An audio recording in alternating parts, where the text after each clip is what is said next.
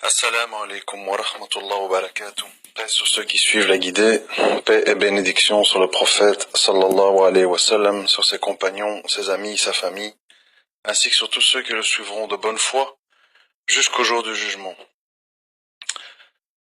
Alors je ne me fais guère d'illusions, je sais qu'on dira le frère s'acharne sur Tariq, il est jaloux, pourquoi est-ce qu'il ne nous parle pas de telle ou telle personne?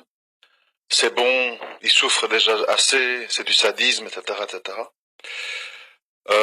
Bien évidemment, inutile de dire que là n'est pas ma motivation, mais je vais m'expliquer. Et je vais surtout expliquer, parce que ceux qui me suivent sur Facebook ou Twitter savent que j'en ai parlé, parfois je dis, je vais aborder le thème de telle ou telle personne, de comment ça s'appelle, Majid Okasha, etc. Et puis, je le fais pas. Parce que je réalise en fait que c'est des fausses pistes.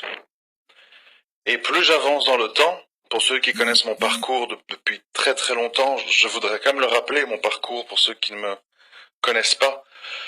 Je me suis converti en 1993, après la vision du film de Spike Lee, Malcolm X. Ensuite, j'ai végété, on va appeler ça comme ça, dans un islam de base, plutôt un islam anticapitaliste, altermondialiste, de 93 à 2001, pendant 8 ans, dans lequel je fréquenterai les conférences de Hassani Hussein, Tariq Ramadan, etc. De 2001 à 2010, pendant 9 ans, une période que je vais qualifier d'extrémiste, dans le mauvais sens du terme, c'est-à-dire beaucoup d'émotions, beaucoup de passion, beaucoup de justification en pensant que la fin justifie les moyens, ce qui n'était pas, selon moi, validé par l'islam authentique. Et de 2010 à aujourd'hui, encore, on va dire c'est un troisième cycle de 8-9 ans, une tentative d'aller vers le juste milieu du mieux que je peux. Pas toujours facile parce qu'on est ce qu'on est, on a nos caractères, notre façon d'être, mais de combattre nos volontés de laxisme excessif dans certains domaines et d'extrémisme dans d'autres. Alors, pourquoi je veux encore parler de Tariq Ramadan? Parce que, après toutes ces années dans la communauté musulmane, aujourd'hui, divers événements me laissent à penser, me confirment que le problème n'est ni chez les juifs, ni chez les mécréants, ni chez les islamophobes, ni chez les apostats. Le problème, il est sans aucun doute, le problème est sans aucun doute dans le cœur des musulmans. En tout cas, des gens qui se font appeler comme tels. Et qu'est-ce qui me fait penser ça? Les divers messages et réactions que je vois sur la cause palestinienne, sur le décès de Rachid Taha cette semaine, sur l'emprisonnement de Tariq Ramadan, etc., etc. C'est là que je comprends de manière beaucoup plus claire que le problème, il est vraiment en interne. Et c'est pour ça que souvent je promotionne le livre Pourquoi Jésus doit-il revenir aux éditions Nawa? Parce que quand on lit ce livre, on comprend à quel point le contexte est similaire. C'est-à-dire que dans ce livre, on explique bien que Isa alayhi salam, donc plus communément connu sous nos latitudes sous le nom de Jésus, était venu pas pour convertir, pas pour déclarer la guerre à tout le monde. Il était là pour ramener les authentiques juifs monothéistes à la vraie croyance, ni laxiste, ni extrémiste. Et il ne s'est intéressé qu'à ce sujet-là, à ramener les croyants sur le droit chemin.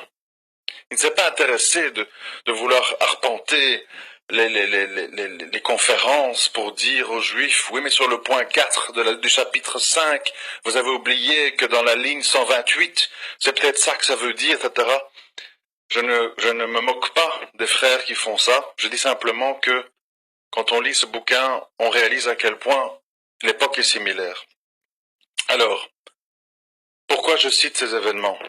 Décès de Rachid Taha, cause palestinienne, Ramadan. Parce qu'il y a des similitudes. Une similitude qui nous amène à un constat difficile, un constat, pour ma part, attristant, que l'écrasante majorité de la communauté musulmane, comment je vais dire ça dans des mots acceptables, sont dans une adhésion à un islam passionnel, un islam d'intérêt, un islam réduit à ses intérêts personnels, et pas à l'islam entier et authentique. Et ça, le drame, il est là. L'échec, il est causé par ça. L'humiliation est causée par ça. Faut pas chercher plus loin. Faut arrêter. Sharon, Sharon, il a terminé dans un lit comme un légume pendant des années. Et puis, on a Netanyahou. Et puis après, on aura pire. Et puis on aura pire. Tant que les musulmans ne vont pas se réveiller de leur hypnose profonde par rapport à eux-mêmes, pas par rapport, ouais, mais c'est les mécréants, c'est les islamophobes. Laissez tomber ce sujet-là. C'est un sujet complètement annexe. Allah donne la victoire aux croyants quand ils sont authentiquement croyants. Contentez-vous de ça. Et aujourd'hui, qu'est-ce qu'on voit? On voit que un être humain qui toute sa vie a démontré que il aimait l'alcool, la drogue, le tabac, les femmes, le vin, la musique, les amusements, qu'il a affirmé clairement dans plein d'interviews, la religion est un danger, il vaut mieux boire un verre de vin que lire le Coran, et qui n'a montré aucun signe d'attachement à l'islam, parce qu'il s'appelle Rachid, et qu'il est originaire d'Algérie, eh bien, aux quatre coins du monde, la majorité des musulmans disent Allah yarahmou. Vous me direz, on fait la même chose avec Coluche, avec Nelson Mandela, et avec toutes sortes d'autres gens, des humanistes, athées, communistes, que nous jugeons sympathiques parce que ils sont pas racistes. Et voilà le nœud du problème, c'est qu'en fait on est dans un islam arabisé qui a pour objectif et comme lutte première la lutte contre le racisme et la lutte pour nos droits. Tous les messages que je vois sur l'affaire Tariq, c'est la justice pour Tariq. Toute la justice a été bafouée. De quoi parlez-vous? Est-ce que vous tombez de où? Enfin, est-ce que nous vivons dans le même monde? On me dit 223 jours, sans jugement, sans ceci, sans cela. Mais de quoi vous parlez? Moi, j'ai été enfermé 700 jours, sans aucune raison, sans aucun parent d'enfant parti en Syrie qui m'ait mentionné dans des auditions, sans aucun virement bancaire m'incriminant, sans aucun coup de téléphone m'incriminant, parce que j'ai participé à des repas où il y avait les mauvaises personnes au mauvais moment, et que j'avais un passé en 2008-2009 où j'ai également eu des mauvaises fréquentations. Voilà pourquoi j'ai passé 700 jours en prison, et que j'ai toujours d'ailleurs 5 ans comment on appelle, de conditions jusque janvier 2021. Et puis vous me dites, pourquoi vous focalisez-vous sur le cas Tariq Ramadan? Il y a des milliers de frères et de sœurs qui sont enfermés pour leur tawhid, et pas pour leurs braguettes, et pas pour leurs hormones, d'un type qui n'a pas eu les cojones d'imposer à sa femme la polygamie, qui a préféré d'aller faire le chimpanzé dans des chambres d'hôtel. Je m'excuse de m'emporter, mais moi je m'emporte parce que je ne supporte pas le manque d'intelligence et le manque de courage intellectuel. Je ne le supporte pas. Quand les choses sont claires et nettes et précises et limpides comme de l'eau de roche, c'est inacceptable. Je répète ce que j'ai déjà dit dans des audios précédents. Nous avons affaire à un homme qui s'est enrichi sur le dos de l'islam. Il a lui-même dit à la radio qu'il touchait plus de 100 000 € par an. Faites le compte. On a un homme qui a déambulé dans des salles de conférence aux quatre coins du monde et qui donc s'est autoproclamé représentant des musulmans francophones, puisque par défaut, Il n'y avait pas un autre maghrébin ou un autre arabe capable d'avoir son éloquence et son vocabulaire. Le grand argument des gens aujourd'hui de dire « Ouais, mais si on fait rien pour lui, vous voulez quoi, Chalgoumi ?» Mais qu'est-ce que c'est que cette histoire? Qu'est-ce que c'est que cette histoire? Vous n'avez rien retenu de l'histoire de Moussa et Salam et son frère? Moussa, il bégayait. Nous, ce qu'on veut, c'est la vérité. On n'en a rien à cirer que Tariq Ramadan a un beau regard, a des beaux implants capillaires, et peut disserter sur Nietzsche, Socrate et le Coran accessoirement. Ce n'est pas notre problème, ça. Nous, ce qu'on veut, les musulmans, on veut la vérité. On veut la vérité, on veut le bien. On n'est pas là pour dire je suis un métèque des cités, je voudrais avoir un travail, c'est pas juste. La discrimination à l'embauche, comment c'est pas juste? Vous allez faire quoi pour empêcher un chef d'entreprise, en France ou ailleurs, de dire, pour X, Y raison qui me regarde, je n'ai pas envie d'avoir des Blackos et des Arabes dans mon équipe. Qu'est-ce que vous allez faire? L'obliger? Pour devoir travailler dans une ambiance de travail détestable, où vous êtes rabaissé, où il y a du racisme? Dans la vie, on n'impose pas les choses, on les suggère. Faites-vous aimer, soyez bien éduqués, montrez le bon exemple. Cessez de brailler, de prier en rue, de réclamer des burkinis où vos femmes pourront admirer des gens en slip tout autour d'elles et elles toutes couvertes, et provoquer les gens avec des minarets, des choses qui sont absolument pas obligatoires dans la religion. Voilà le résultat. Personne veut de vous, et puis on va pleurnicher, touche pas à mon pote, on a le droit, moi aussi, à compétence égale, gna gna gna. On peut pas obliger les gens. Rassurez-vous, moi j'ai été dans le monde du travail, je m'en rappelle très bien. En 2001, j'ai travaillé dans une société informatique américaine. Il y avait deux collègues de bureau qui étaient des barbus, avec une barbe jusqu'au milieu du torse, archi pratiquants, ils avaient droit à une salle de prière, etc. Pourquoi? Les gars étaient souriants, bien éduqués, ils étaient experts en programmation Java, et ils avaient le tapis rouge et tout le monde les voulait. Voilà pourquoi. Si les gars étaient rasés de près, et qui ne priaient pas, mais qu'ils étaient vulgaires, mal éduqués, et inexpérimentés et sans compétences, ils étaient juste bons à vider les sacs poubelles et nettoyer la machine à café. Même s'ils priaient pas, et même s'ils étaient rasés. Il faut un petit peu, à un moment donné, avoir les idées bien en face des trous, parce que sinon, on suit des fausses pistes. Alors, nous sommes toujours là. Ah, regarde Zemmour. Ah, BHL. Ah, Finkielkraut, on l'a bien fermé la gueule, etc. Tariq. D'abord, je répète ce que j'ai déjà dit. Les médias n'invitent que des gens qui leur conviennent d'une façon ou d'une autre. Ou sinon, ils sont bannis. Un petit peu comme, même s'ils ne sont pas musulmans, Alain Soral ou Dieudonné, etc., ils sont bannis. Ils sont antisémites, Hitler, machin truc, voilà, fini.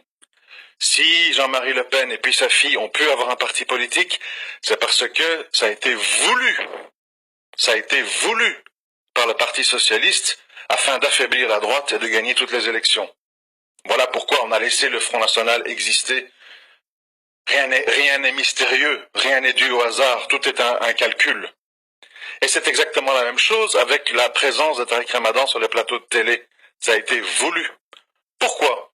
Parce que derrière ces petites banderies qui plantaient sur le dos de Caroline Fourest, de Finkielkraut, ou je ne sais pas qui, Philippe de Villiers, enfin toute une bande d'hurluberlus, tous plus ridicules les uns que les autres, il y avait surtout un message pour un islam démocratique, mondialisé, et de type frères musulmans qataris, qui le soutenaient, etc., etc. C'était ça, le but derrière. Alors, aujourd'hui, d'abord, tout le monde semble découvrir que des musulmans vont en prison. On dirait que Tariq Ramadan est le seul musulman qui va en prison. On dirait que c'est le seul qui est en détention préventive, alors que ce monsieur a des plaintes, encore une aujourd'hui, qui a été confirmée de Suisse, d'une certaine Christelle, je crois. Je sais plus, je connais pas les noms par cœur. Donc on n'est plus dans une affaire française, on est dans une affaire franco-américano-suisse, avec de multiples dossiers. Et au fur et à mesure qu'on avance dans les dossiers, on a les avocats de Tariq Ramadan qui avouent des choses, pour éviter, évidemment, l'accusation de viol. Alors, on est quoi? On est entre des musulmans qui se taisent, qui se taisent, parce qu'on se rend compte évidemment qu'il y a un immense cheptel de musulmans perdus sans Tariq Ramadan, puisque c'était leur unique phare.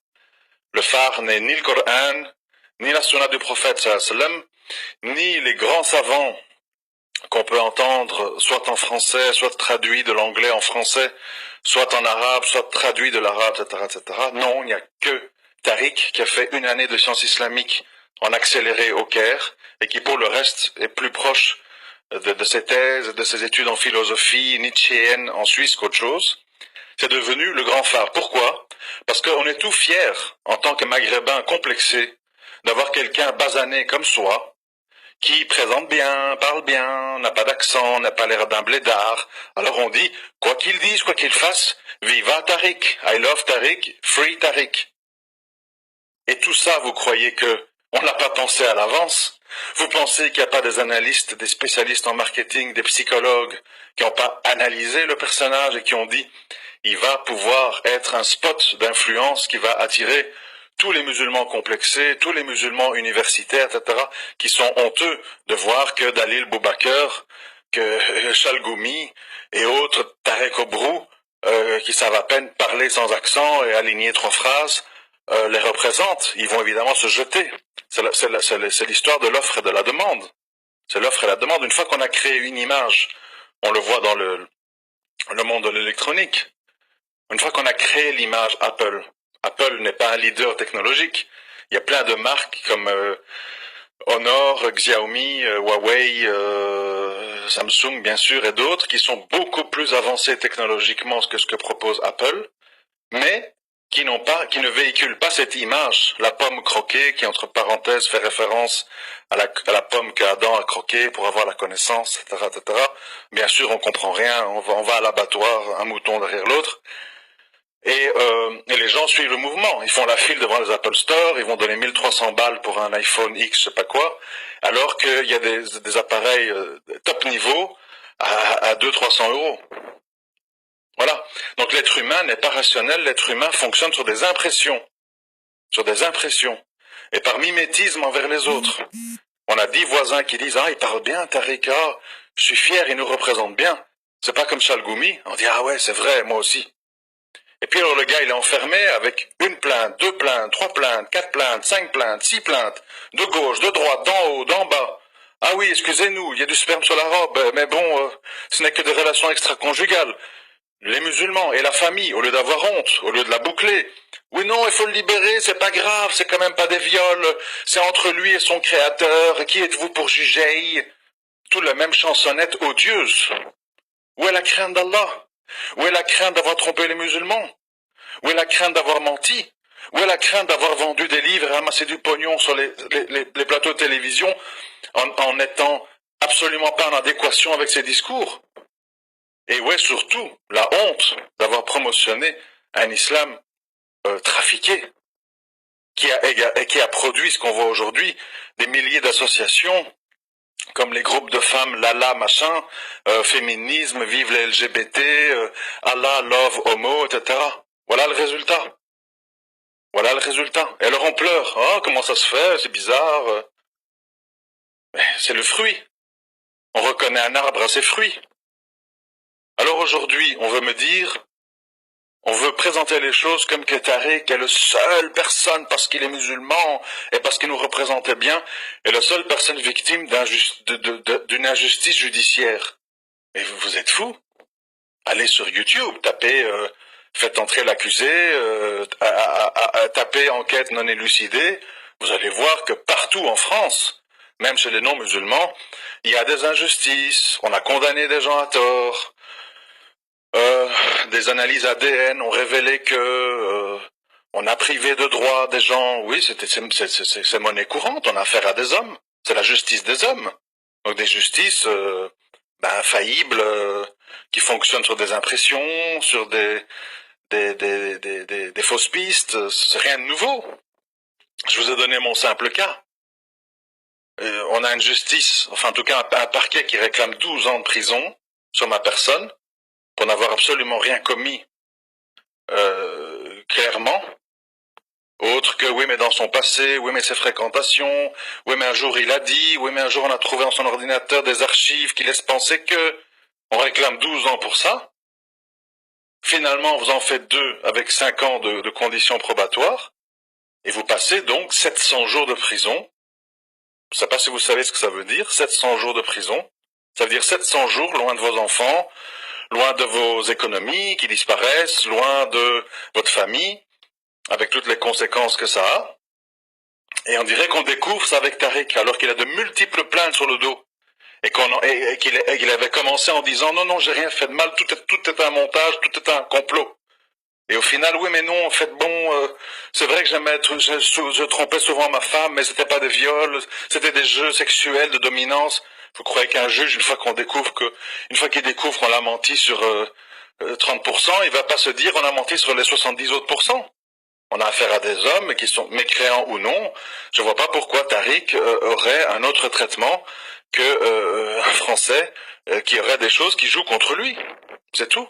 Il faut arrêter de dire que parce que quelqu'un est connu ou quelqu'un est médiatisé, il doit être traité différemment. Ce serait une injustice.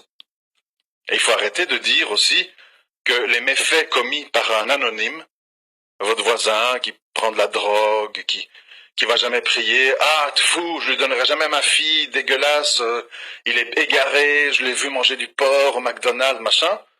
Et puis, quand c'est Rachid Taha, un espèce de Gainsbourg algérien, oh la Rahmou, on a fait une grande perte.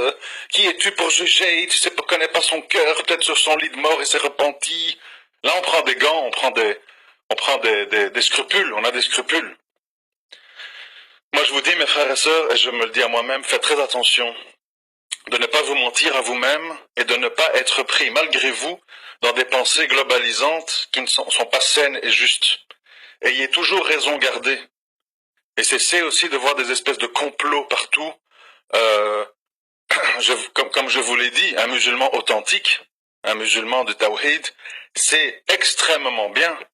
Peut-être que Caroline Fourest ne le réalise pas, ça c'est pas notre problème, que Tariq Ramadan était plus un danger qu'une aide pour les musulmans. Il allait les guider vers une lutte altermondialiste de droits sociaux, etc., comme on l'a vu avec les Noirs en Amérique. Voilà, Luther King, machin, on a droit à un emploi, on a droit de pas se faire taper dessus, oui, voilà, ben ils sont là, ils ramassent les poubelles, ils vont en prison, occasionnellement, ben on en met un dans les hautes instances, Colin Powell, Condoleezza Rice, Obama, puis au final, il y a une armada de 95% de blancs de Boston avec leurs enfants dans les meilleures universités qui vont à West Point, qui tiennent tout le bazar, et on envoie les portoricains, les blackos et les campagnards blancs se faire casser la pipe en Irak, en Afghanistan et ailleurs, et servir de chair à canon pendant que les petits blancs protestants des familles dirigeantes vivent dans l'ombre, dans leur grand manoir de Pennsylvanie, et bien à l'abri des guerres et des conséquences et du terrorisme, etc. Bref, des longs sujets.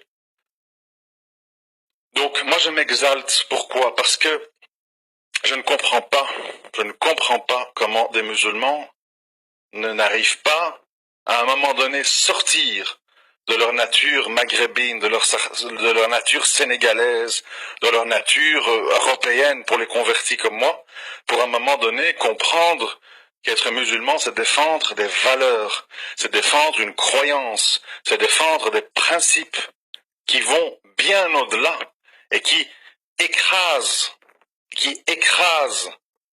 les coutumes, les traditions, les tribus, les races, etc.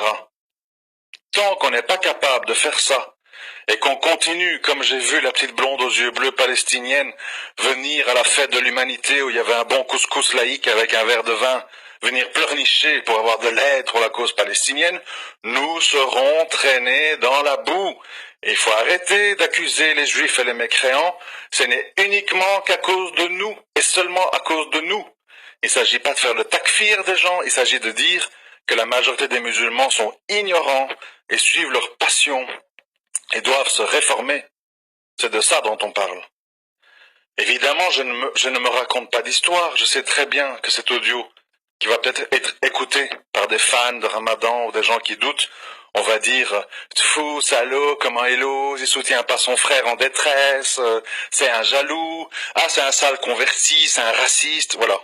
Plutôt qu'écouter le fond de ce que je raconte, d'analyser le fond de ce que j'essaie d'expliquer. Non, on s'arrête aux apparences, on s'arrête aux impressions, comme tous les gens qui sont limités dans leur quotient intellectuel.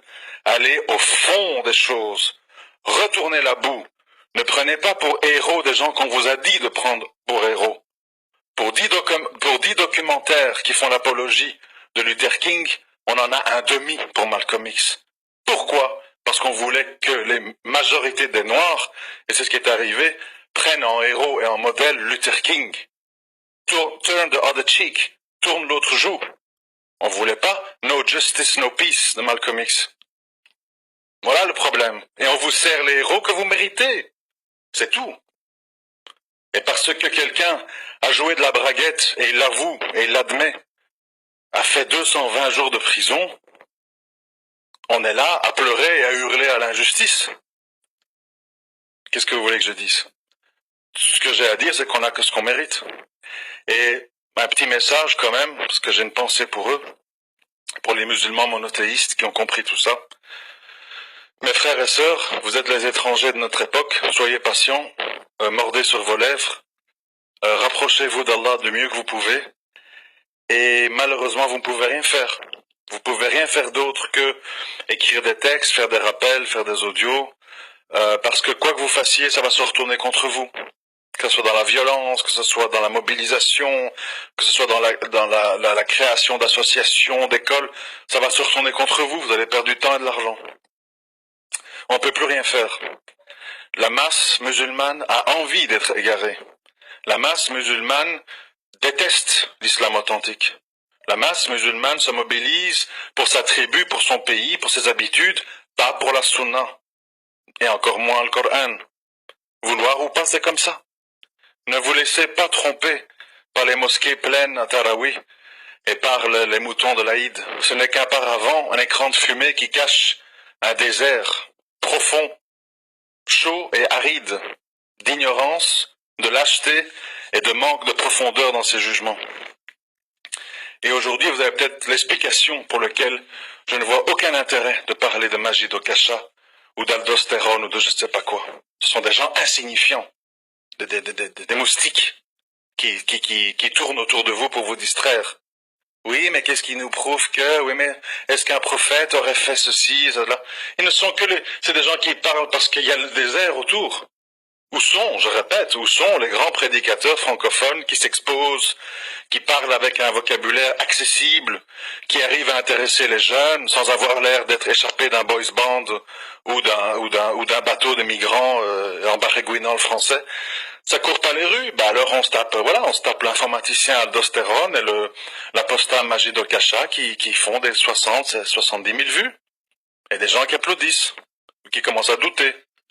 C'est une humiliation, c'est une sanction pour notre manque d'engagement, notre manque de soutien pour les gens de la vérité.